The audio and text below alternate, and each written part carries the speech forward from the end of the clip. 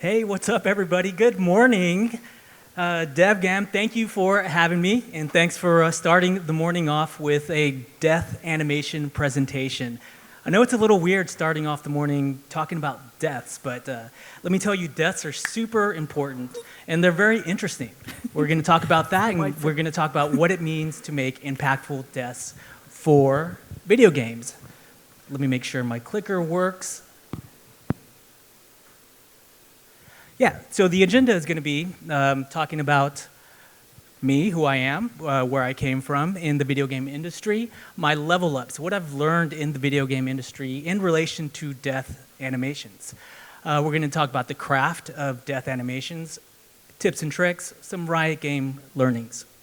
So let's start it off. I'm Sho Stilo. Jose Hernandez is my legal name. Sho Stilo is my artist name. That's my game developer name. I've been in game animation for 25 years, and I've been at Riot Games for 14 years.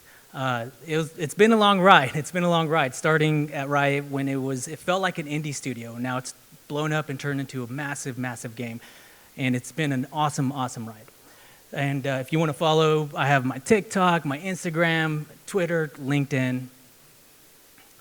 So I'm an animator, and I like to make animations, and I've done a lot of different animations in League of Legends. Here's some of the skins that I've worked on: Battlecast, Demon Blade Tryndamere, and I also like to shoot my own reference, as you can tell. I'm one of those animators that likes to be animated as well. Lots of words, lots of video reference, and here's some of the animation team. I don't get to animate too much these days because I'm a people manager and I'm a team leader, but I do try to still do some character animations. These are the last couple of animations that I did for Porcelain Ezreal Taunt and a Renekton skin as well. This is some of our socials here. If you want to learn how it is to make game art, we have a YouTube series, Intro into Game Arts. It's really interesting. We also have an awesome internship program if anyone's looking to get into internships. And obviously, Riot's got the X and LinkedIn if you want to follow that as well. We also have an online or a community of animators at Riot called the Riot Animation Team. We're called the Rats. Here's a couple of pictures of some of our team outings. We have a Twitch channel where we do demo reel reviews. We talk about animation. If you're interested in learning more about that, you can check it out. And we're also present on Twitter X as well. Here's my professional timeline. 25 years in the industry. It's been an awesome ride. Graduated the Art Institute of Dallas in 2000. Went to Rogue Entertainment, worked on American McGee's Alice as my first video game.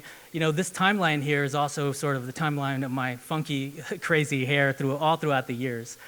Ritual Entertainment, I went out to Los Angeles, got a job at EA Games, Technicolor, and obviously since 2011, I've been here at Riot Games. These are some of the games that I've worked on. The very first game, American McGee's Alice, we're going to talk about that a little bit because it's really the intro into the animation world and into death animations as well. I did so many Medal of Honor games, animated the same guy dying multiple times, shooting machine guns. And at Technicolor, it was sort of an outsourced studio and we got to work on a lot of different things. Obviously, League of Legends is the big boy at the corner there. So yeah, so let's get into this death animation talk, crafting death animations. So in this talk, we're going to explain the philosophies, the tips and tricks, and other suggestions in making resonant death animations for video games. Can anyone guess this death animation? I think this was from like 2011. This was in our old office. We used to have the beanbag chair.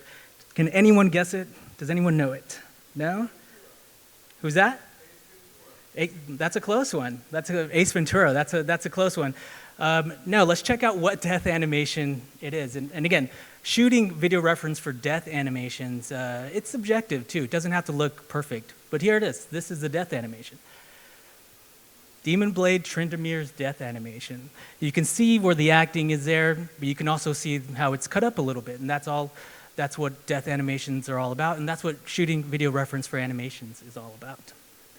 So the question that we have this morning is, why are death animations so resonant? Why are they so important for video games. Why am I doing a talk here talking about death animations? Normally when you think of death animations, you sort of think, you don't really give them a lot of thought. They're sort of something that happens at the very end. You don't think about it, but they're super important. They're important because two specific reasons. The first reason is that it's for you. When you're playing these characters and playing these games, when you die, you can go through an emotional state. You can be sad. You can be angry. You can also be relieved and happy.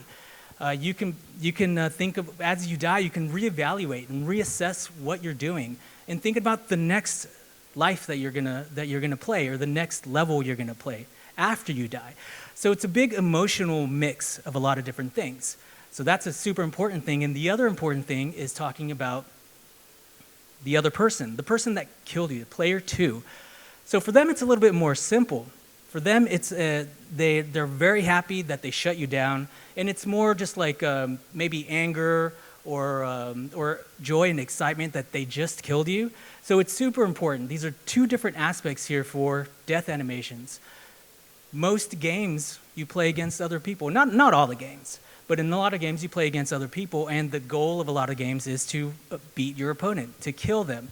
Killing them can mean many different things, but winning over them, that's part of it. So it's super important why death animations are important for video games, because of these specific reasons. So many different emotions: happiness, neutrality, anger, fear, and joy. You can experience all of this within death animations themselves. So why do I personally care about death animations? Well, to me, they're really important. They tell stories. And so this presentation is going to be about telling all these different stories about these death animations. And this is a story about my intro into death animations. When I graduated the Art Institute of Dallas, I put a demo reel together. That demo reel was 1 minute long. It had a total of 6 animations. It was super short, a lot of quick animations that were sort of video game related, action moves, things like that. Guess how many deaths I put into this demo reel? Well, let's take a look. We have death number 1. I had a guy doing wrestling moves, and then he fell down and he died. He killed him, right? That's death number 1. Death number 2, this was a class project. This character coming out of the computer screen, and I didn't know what to do with him, so the best thing that I thought to do with him was to chop him in half, and he falls down and dies. It's really easy for me to think about these death animations because it's a finality of something. It's the ending of something that started. Death number 3, this was my very first animation that I did. It was a guy getting up off the ground. I didn't know what to do with him after he stood up, so I thought, hey, why doesn't he just jump back and I guess he commits suicide or something, like he just sort of dies. It was the end of the animation. And then we have death number 4. This is an inline skater doing some tricks.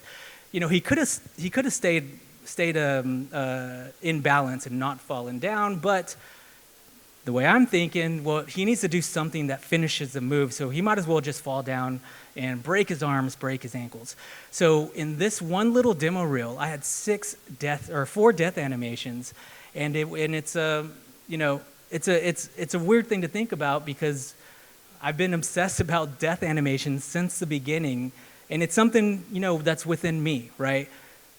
Analyzing why I'm obsessed with death animations, well, maybe that's a different presentation because it goes super deep. But yeah, for some reason, I've gravitated to death animations since the beginning of my career.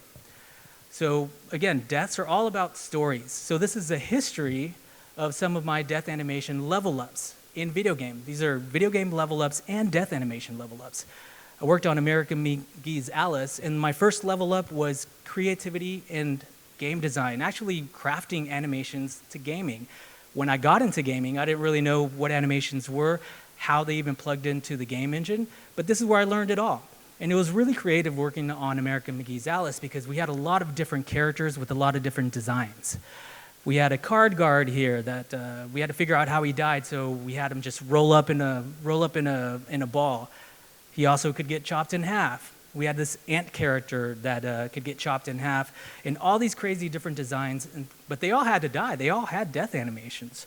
So it was really cool to figure that out. This is the first time I figured out that deaths can be separated out, and the game engine can handle the stuff that happens in between. Like the ladybug over here on this side. This was the first animation where I had to separate the parts of the death animation up, where the game engine handled the falling down part of it. So I just animated it in one space. And it's something, and this is where I really learned how to make a video game and how to craft animations towards video game. So we had many different characters, a lot of awesome designs, and they all needed to fit within the story. And this was a very, very small team. I think this was right here, this was all of the artists, and we did a lot of different things. It was like 6 of us coming up with everything. So it was really a good introduction to game development for me. Level up number 2 was when I worked on the next game at Ritual Entertainment. This was a first-person shooter. So this level up had to do with more on how you felt as you were shooting and killing the characters. You wanted to see that impact. You wanted to see explosions happening so you can really see them dying. It was all about the explosions and all about the impact. So it was really cool to experience that too. And in that level up, I also learned how to animate better, and I utilized some new techniques and some new video referencing. So not only am I leveling up and learning within the death animation space, I'm also upping my animation skills as well. So this is my level up number 3. I went over to Los Angeles, worked on these Medal of Honor games, animating the same guy holding a machine gun, dying. It was these World War II games. So I had really good animation skills, but now I needed to apply my animation skills into this new era, this new realm. The game that I was working on was super dark, and it was just a bunch of boxes, really. All the levels had a bunch of boxes, and everyone that you're shooting was hiding behind the boxes. So they were hiding behind the boxes, and all you really saw was their head. So we needed to figure out how to actually make them die so you can read them in the game engine. And this was also 2004, so the graphics weren't the best. Things were sort of blocky and everything, but it needed to read. You needed to be able to see the death animation with all the different noise that was happening within the video game. You need to see those visible impacts. And this is the first time I did death animations that were segmented. So if you got killed on the left shoulder, you're going to play a left shoulder death animation or leg sweep animation. And then that got applied to the game. So this animation right here is this animation right there. I know it's a little hard to see with the presentation and the lights, but that's actually a really good representation of how it looked in 2004 as you're playing it with the graphics that were over there. What you needed to see, what was super important when you died, was seeing that arm sweep up in the air, because that was the only indicator that you actually killed the character. That's the only thing that you were able to see there. So they needed to see that hit reaction. It was super important. And the main question, and this is the most important part about these death animations, and it's actually the most important part about gaming in general and animations in gaming, is does it feel good? Because how it looks in Maya or in 3D Max, it really doesn't matter. Because when it gets applied to the game engine, it might feel very different. It might look very different. It doesn't really care, it doesn't really matter what it looks like. What matters is what it feels like. So that's going to be part of the most important thing with these death animations, with game development in general and with animations in general, is how does it feel when you're connecting and you're playing the characters?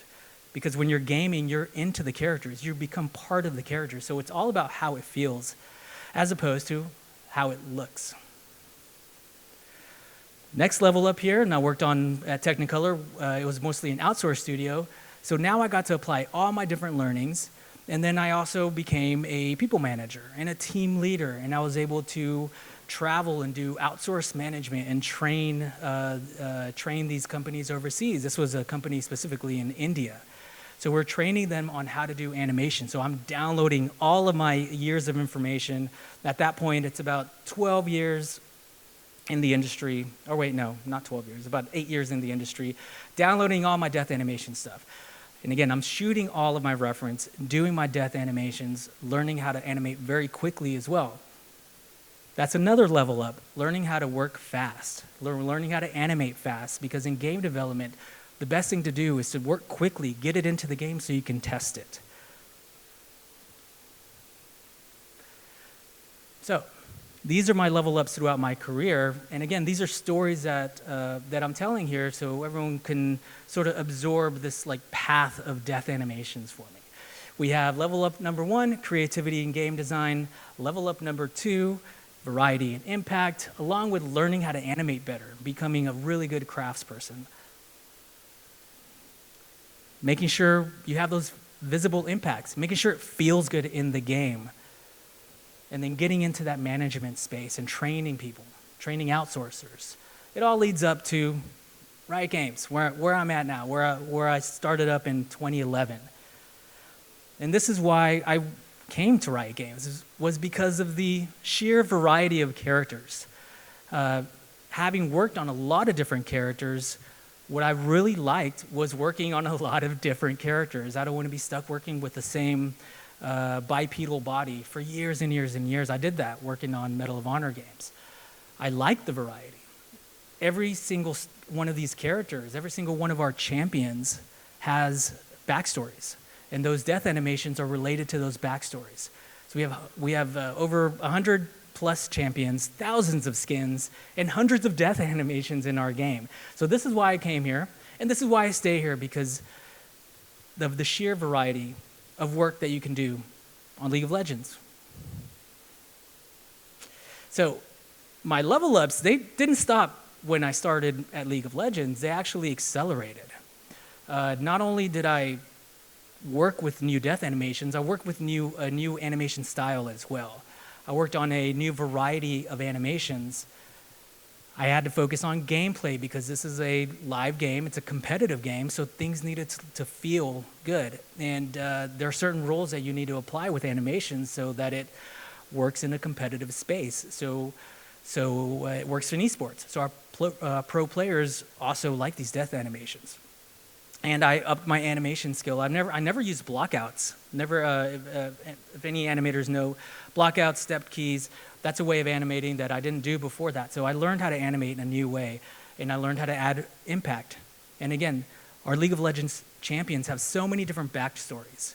I really learned what it is to sell a story with a death animation at League of Legends.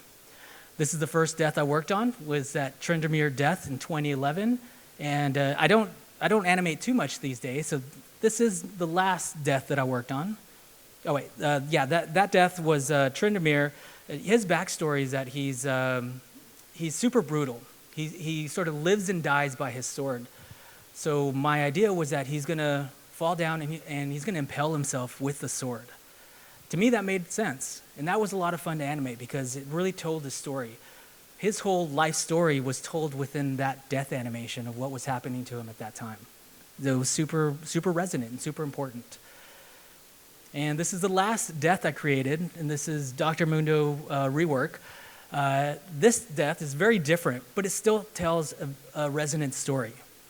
This is more of a comedic death. It's more of a funny death, because he's sort of a funny character. He falls to the ground, he puts a toe tag onto himself, and he sort of dies in a comedic way. Both of these death animations, they're very different, but they both tell a life story within the death animation.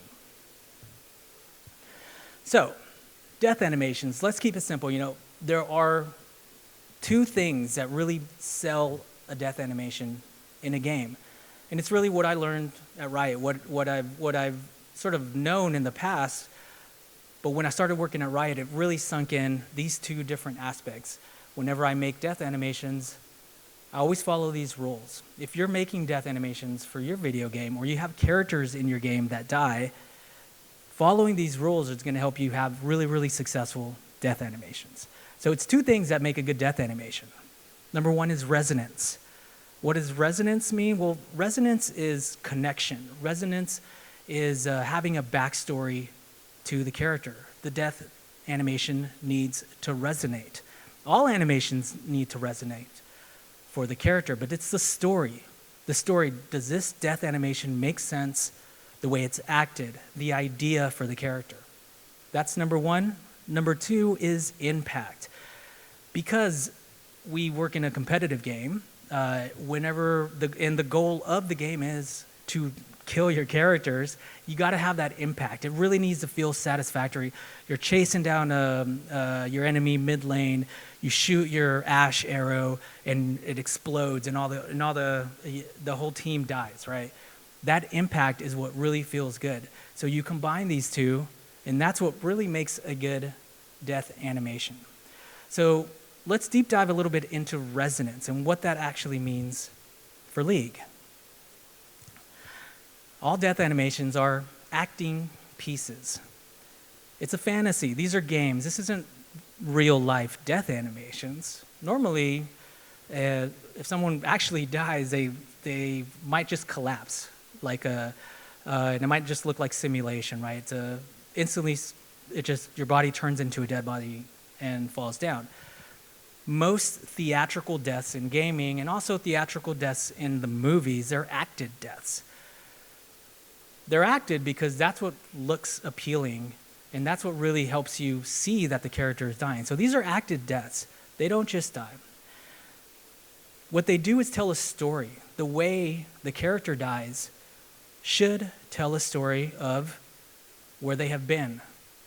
It should tell us a life story of everything that you've ever experienced in your entire life, all within that one split second where the character dies. And that's where the true art of death animations comes out.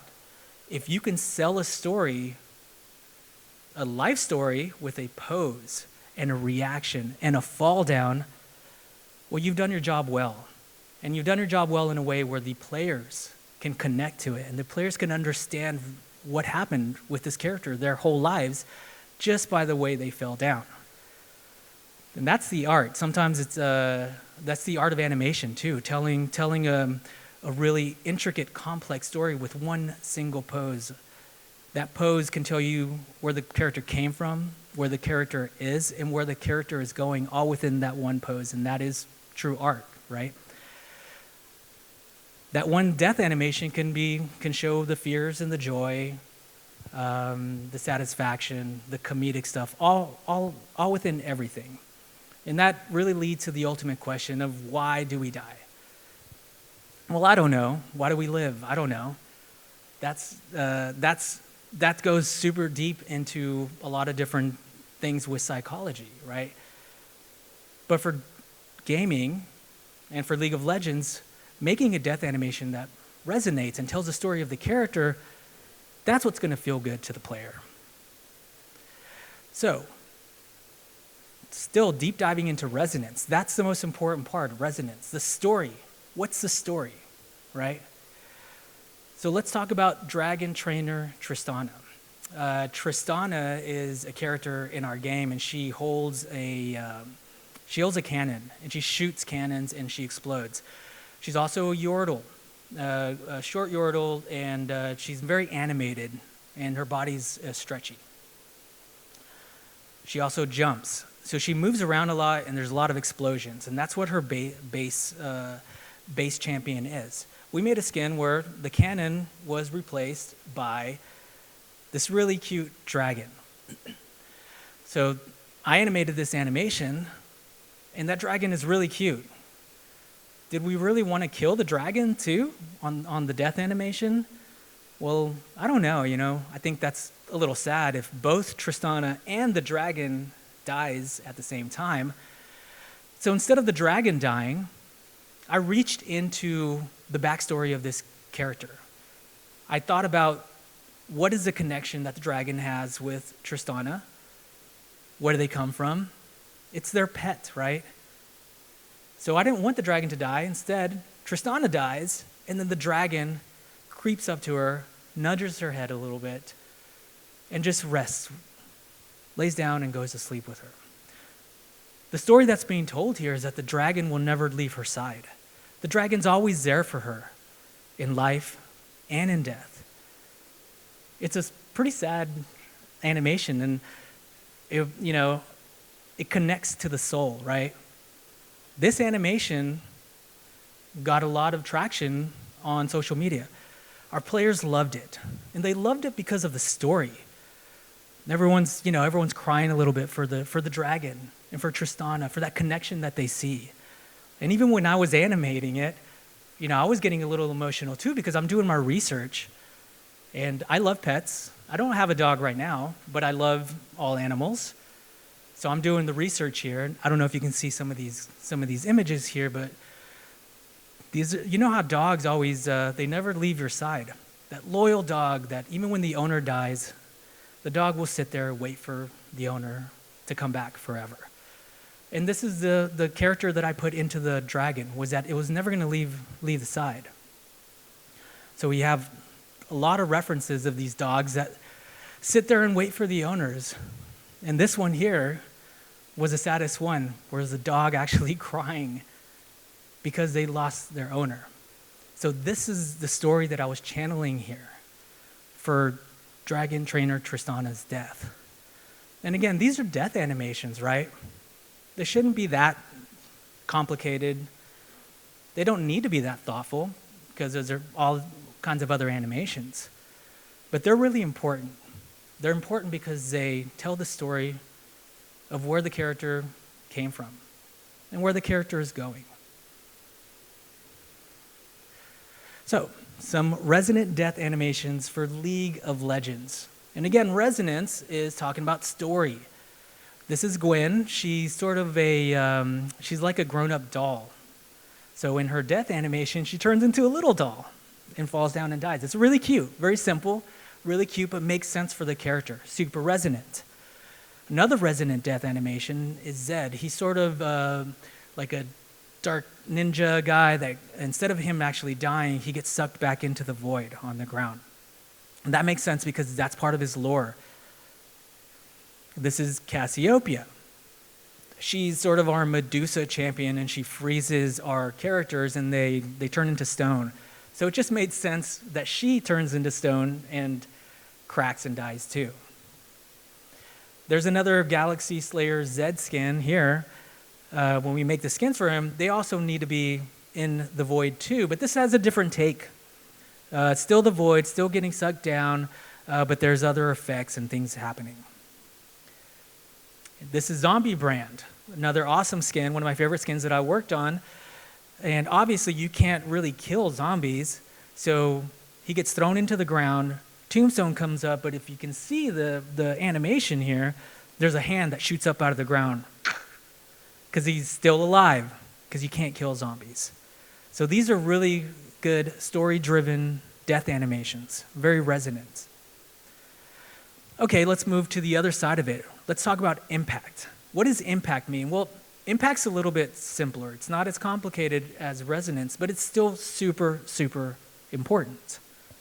What makes an impactful death for League of Legends? Well, you have to go big. League of Legends, we don't have hit reactions in our game. That's due to the gameplay, due to the mechanics of the game. So this death animation needs to actually show a hit reaction as well. And that's actually true for most video games. You need to be able to feel like you just killed somebody. So you have to have like a hit reaction and an explosion most of the time. Great, crazy effects, all kinds of stuff, right? So this is pretty universal for all games that they need to have nice impacts for death animations. So here's some impactful death animations for League of Legends. Ziggs is a crazy character that throws bombs and has explosions, so it made sense to have him go up in the air. His bomb almost looks like a balloon. So we were talking about that it looks like the balloon is sort of like releasing its gases and it flies up in the air and then he explodes. Turns into dust. Made a lot of sense. And it's also resonant too because it tells that story. Another impactful death is, this is base Tristana. She just pops up in the air. There's not a lot of story there, but it makes sense for the character because Tristana jumps a bunch and has a bunch of explosions. So she just explodes. Another resonant death is Rumble. So he's sort of a crazy character that's inside of this mechanized creature, and he shoots things. So it made sense for him to shoot up into the sky and then the mech sort of stumbles and falls. All of these have resonance, but all of these are very impactful too. The sweet spot is finding a balance between the two. It's always going to be a balance. You have to think about the resonance and you have to think about the impact. In that balance, this doesn't apply universally, but usually the more resonant it is, the more story that you're selling in this death animation, the less you have to worry about the impact of it. This is Jinx. When she dies, she does a heart with her hair. She doesn't explode or she doesn't flip in the sky. She just lays down and does this heart. It's a very resonant death animation, very story-driven death. It doesn't need that big impact. The more impactful the animation is, the less story you have to have behind it, just like Tristana here. She just pops up in the air. You don't have to have a big story. So you have to find the balance. Think about the story and think about the impact. You have to find the balance, but also, this is a game and you can break the rules. You don't have to follow it all 100%, but think about these two things when crafting these death animations. So, I show examples of like really good resonant death animations, good impactful stuff, some good tips and tricks, but let me show you what not to do. Things that didn't work out as perfect as they should, I guess. This is Alistair. He's our sort of Minotaur charging bull character. If you look at this splash screen, there's a big story there, right? He's breaking through buildings. There's people chasing him. He's breaking through his chains. Let me see what else he's doing. He's knocking stuff out of the. He's knocking. There's a character here flying, like he just knocked someone out. So if you think about this character that's up there, like how would this character die? Well, you can already start to imagine. Well, maybe he dies because he's charging and breaking through stuff, and you can't kill him. He's very tanky. So when you finally kill him, then he explodes, or he finally breaks free from his chains. You can think of a lot of really cool stuff that really works with that splash screen there. And that's what his death should be. But Alistair is a very old champ, and we have a lot of very old champs in our games. We have an active reworks team redoing all of our art and animations, and that's why we redo them. When we first started in League of Legends, we were making a champ every 2 weeks. So we just needed to get stuff in there to get the game going. And it worked very well for the time. But let's take a look at what Alistair's death is. So does that tell the story of the splash screen? Well, I don't know. He looks like he's fainting a little bit. It doesn't have much impact. He's not popping. He even has his hand like he's like, oh, Lord, oh, I'm so tired. So he looks sort of tired, and he looks like he's fainting. And you ask, why is he fainting? I don't know, maybe the story is that he was busting through all of the towers and all of the houses and stuff. He's so tired that he finally faints. That could be a story, but I don't know. That story's not selling it for me. So yeah, this animation, it works in game. Obviously, it works for League of Legends. He does look like he's falling down, but it's not super impactful, and it's not super resonant, and it's something to think about for the rework when we redo these champions. So, let's talk about some workflow tips. This is Project Pike. This is a skin that we worked on. I did the death animation. I'm going to talk about my workflow and techniques here on how I created this death animation. For the first thing when making all animations is you have to do your research. You have to do ideation, come up with a bunch of cool ideas. You have to iterate quickly. You have to spike things out. That's throwing things into the game, looking at it, making some decisions, and work fast. That's the most important part about game development and making any assets for game development is you want to work quick. You want to get this stuff in the game. You want to start interacting with it. You want to start pressing the button to make it come to life. Because it doesn't really matter what it looks like, again, in Maya or 3D Max or whatever software you have, all that matters is what it feels like in the game. So we have, if you can make sense of this right here, this is Pike base. This is what he does normally when he dies. This is a story-driven death animation. He hits his knees, he sort of sinks into this like dark void, and he's almost laughing. And that's part of his character. So when I'm doing research here, what I'm doing is a research on all the project skins. So these are all the project skins that we've made, and I wanted to see if there was something that connected all these project skins, something that I could use from these references and apply it to this death animation. And I always do this. I always make these animated GIFs here, put them into a Google Sheet, or sorry, into a Google Deck, and really try to visualize this. So my workflow is doing the research and then finding what I can find from inspiration on these and apply it to this animation and see if there's something that I need to keep from this animation, because skins they're still the base champion. They're just in an alternate universe. So you have to find the balance between the two. So I did all my research, evaluated, and then I quickly spiked out different death animations using step keys and blockouts. Each one of these animations tells a story. They have to tell a story.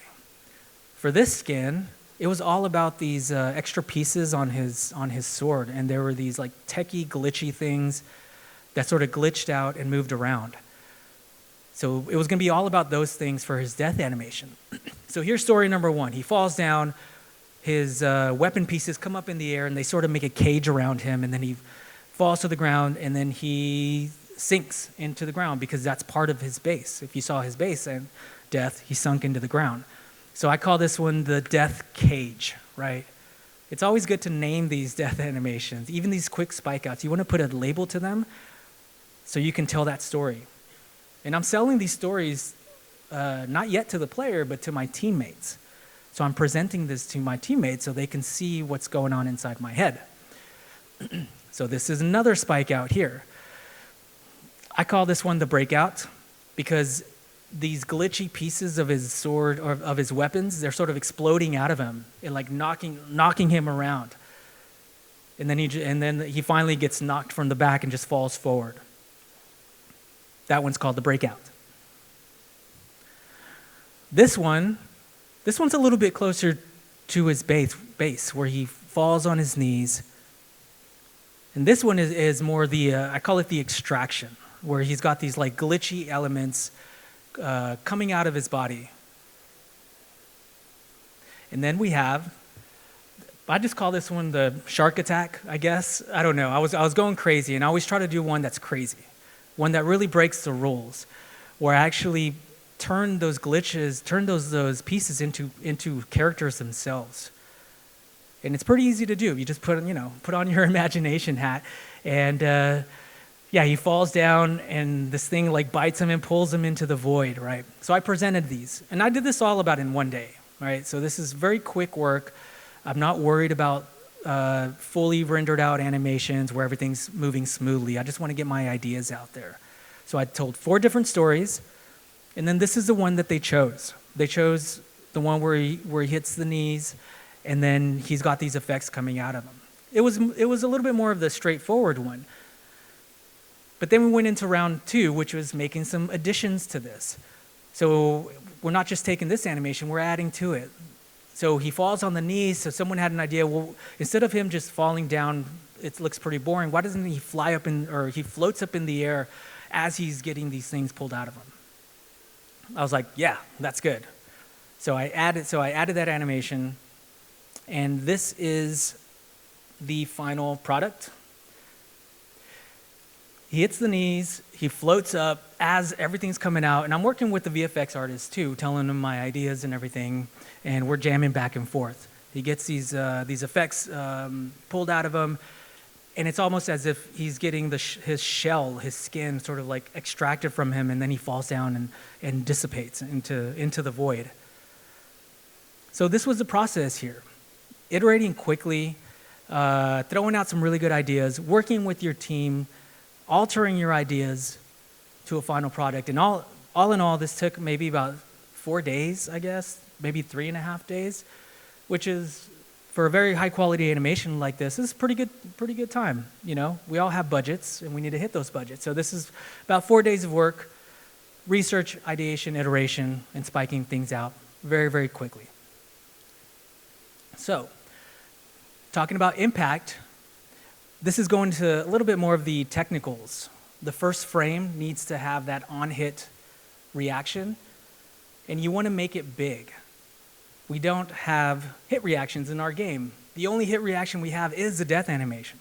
So that first frame should be big. You need to stretch the character out. For anyone animating death animations, it's super important. And if you think you've stretched it far enough, you might want to push it out more, because game engines always muddy up animations. When I say muddy it up, it's because the data that you see coming out of Maya or 3D Max, once it gets processed and gets put into the game, it's just math, right? And the game engine tends to make your animations look a little watered down, a little muddy. So you might want to, in Maya, make things bigger, right? So here is Mundo Death. We're going to talk about his impact frame. This is his idle animation right here. He's just standing there. So remember that big impact pose that I was talking about where they needed to look like they just got hit? It looks super crazy. Let's check out his impact pose. Boom. He's big, right? I did that because I wanted you to feel like he's getting blown up. And the only way to do it is to stretch him out. In that impact pose, you see this. This is the first frame that's exported out, or the first couple frames that's exported out of Maya. But you don't really see it in the game because that game engine muddies things up with transitions as well. But you can feel it a little bit when the character dies. And this is going on some technicals right here too. We make sure that in Maya, the keys are linear. So it just instantly pops, and then we don't have any blending. So that frame, you can see that frame as much as you can in the game engine instead of you seeing sort of a transitional element. Here's that Project Pike death animation. Let's take a look at his impact pose. Boom. This one's a little bit different. I didn't go for the explosion because this death animation was going to be different. So he's hitting the ground. So my impact pose was that he's sort of stretched up a little bit, so you can see that verticality.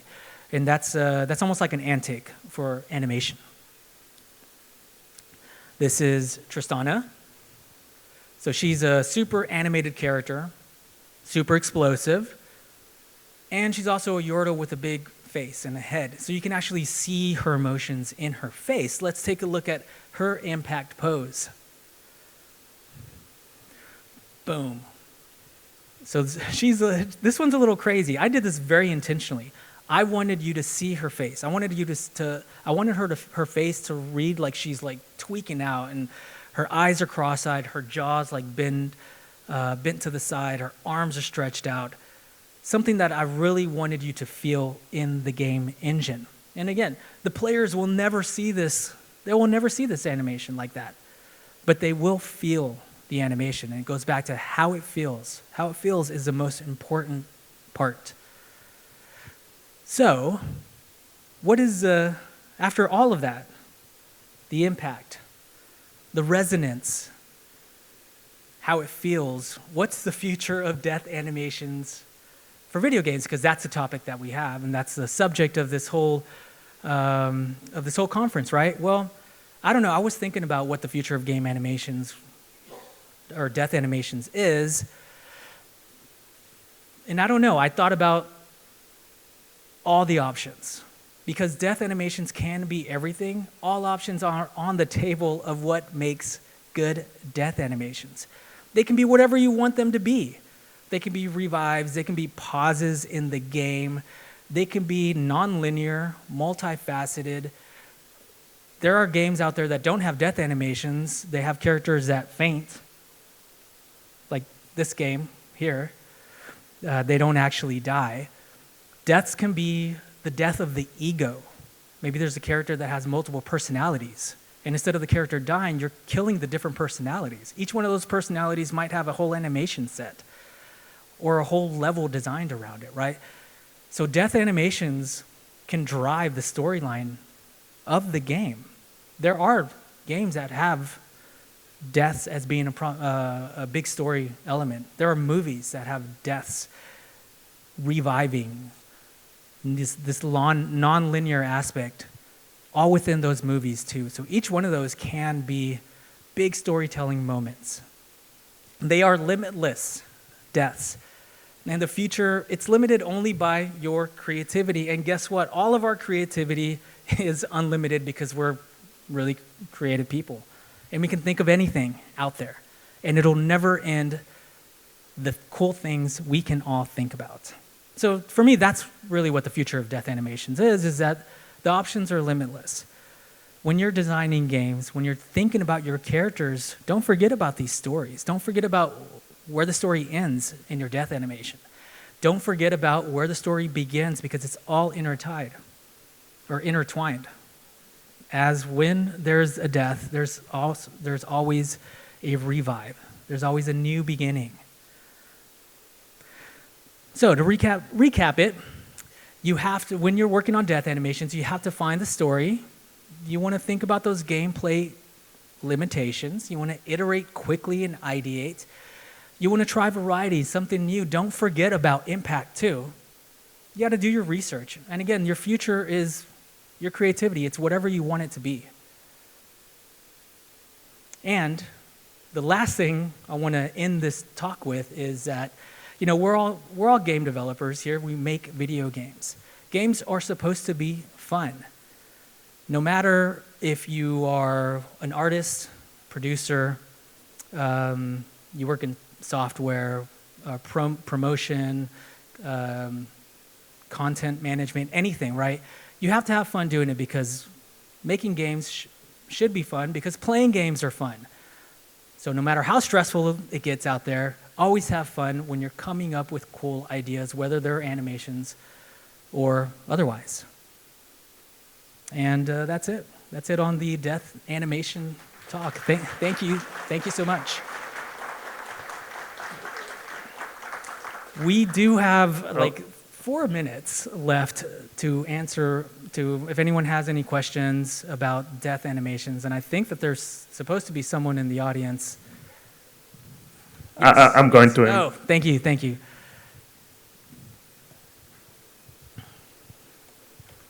Yeah, thanks for coming. Thanks for the presentation. I had a question, actually. I was curious, have you done any research on how different cultures, for example, perceive the death animation? Do you adapt to different markets, for example, China, or not really? Yeah, that's a really good question. The answer is yes. It really depends on the character that I'm working on. So I work on the skins team, the cosmetics team. So we make skins for different regions. And every time we're making a skin for a different region, we're always doing the research on what deaths mean for that, not only that region, but that thematic as well. And that's where we're talking about the story. I can't come up with anything specific right now, but when we make skins, we're doing all kinds of research on the animation side, coming up with the animation style guides, and that's part of it. That's exactly what doing your research is all about. Is seeing where your market audience is, who your player base that you're catering the skin to, any regional sensitivities as well with deaths. You have to put that all into consideration for death animation. So yeah, that's a really good question, and it is, yeah, doing your research and knowing where you're going for and knowing your audience.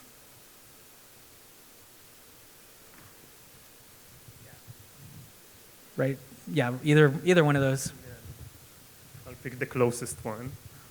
Hi, your opinions and uses in your case of the program Cascador?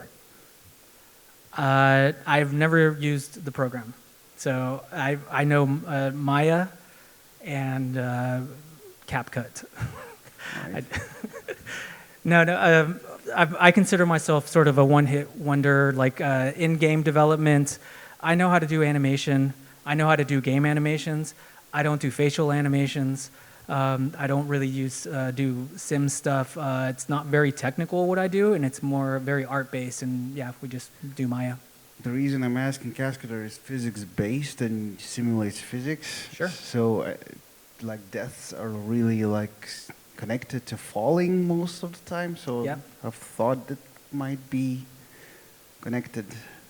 Yeah, just like everything, these are tools.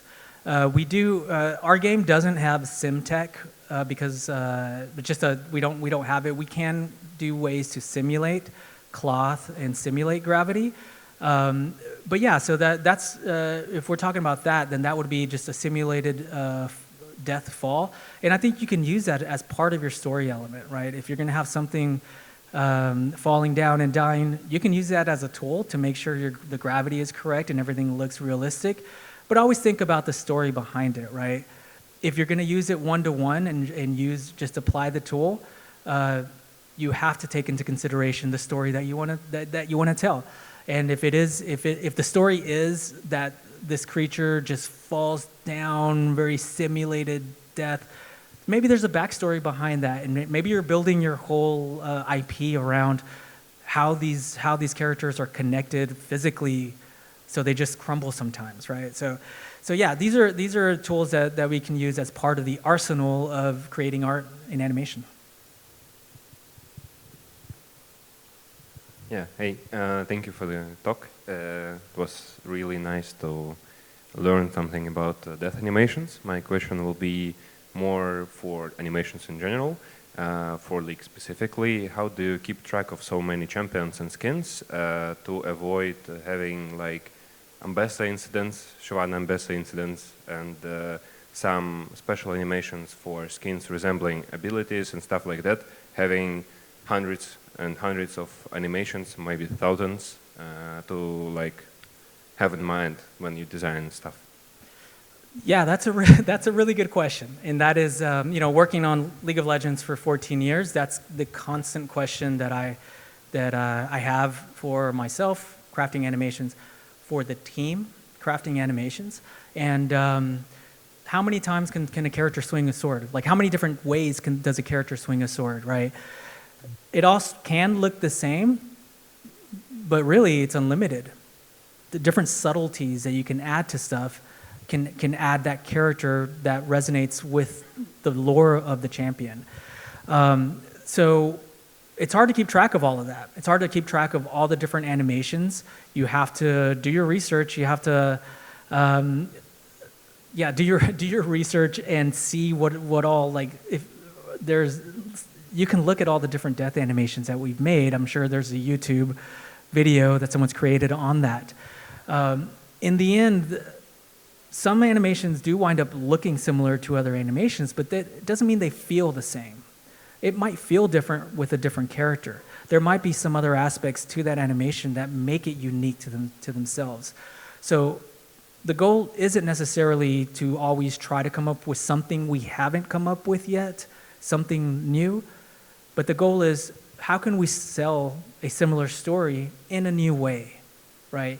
And that's where we talk about the resonance and talking about these things in these characters' backstories, these things in the stances of these characters. What can we use to drive our creativity there?